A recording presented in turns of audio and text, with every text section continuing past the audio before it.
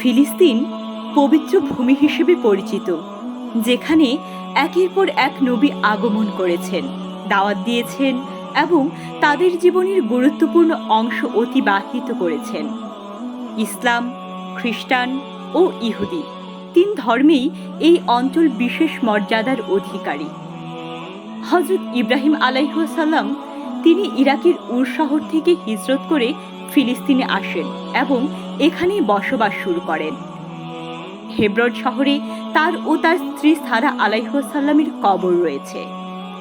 হজরত লুত আলাইহিসসালাম তিনি হজরত ইব্রাহিম আলাইহিসসালামের ভাগ্নে ছিলেন এবং সদম ও আমরা অঞ্চলে দাওয়াতি কাজ করেন, যা বর্তমানে ফিলিস্তিন ও জর্ডানের সীমান্তে অবস্থিত।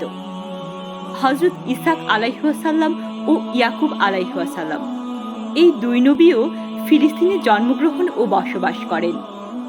তারা এই ভূমিতে নবুয়তের কাজ চালিয়ে যান।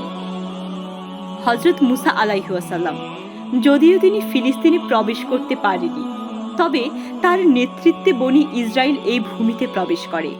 তার দাওয়াত ও সংগ্রামের ইতিহাস ফিলিস্তিনের সাথে গভীরভাবে জড়িত।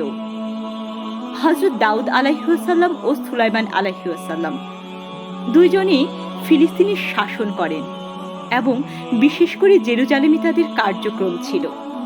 হজরত সুলাইমান আলাইহিসসালামের সময়ে আল আকসা মসজিদটি নির্মাণ করা হয় বলে বিশ্বাস করা হয়। হজরত ঈসা আলাইহিসসালাম তিনি ফিলিস্তিনের বাইতুল লাম শহরে জন্মগ্রহণ করেন এবং জেরুজালেম সহ আশেপাশে এলাকায় দাওয়াত দেন। এখানেই তার বিরুদ্ধে ষড়যন্ত্র ও ক্রুশবিদ্ধ করার চেষ্টা হয়। আল আকসা মসজিদ, যা মুসলমানদের তৃতীয় পবিত্র স্থান, এই ফিলিস্তিনেই অবস্থিত। কুরআনে এই অঞ্চলকে পবিত্র ভূমি বলা হয়েছে। এখান থেকে হজরত মুহাম্মদ সাল্লাল্লাহু আলাইহি ওয়াসাল্লাম মিরাজে গমন করেন। নবীদের আগমন ও তাদের স্মৃতি ফিলিস্তিনকে এক অতুলনীয় ধর্মীয় গুরুত্ব দিয়েছে। এই ভূমি শুধু রাজনৈতিক দৃষ্টিকোণ নয়, এবং আধ্যাত্মিক ও ঐতিহাসিকভাবেও বিশ্বের মুসলমানদের হৃদয়ের খুব কাছের। প্রতিটি ইঞ্চিতে ইতিহাসের পদচিহ্ন। এটাই ফিলিস্তিনের প্রকৃত পরিচয়।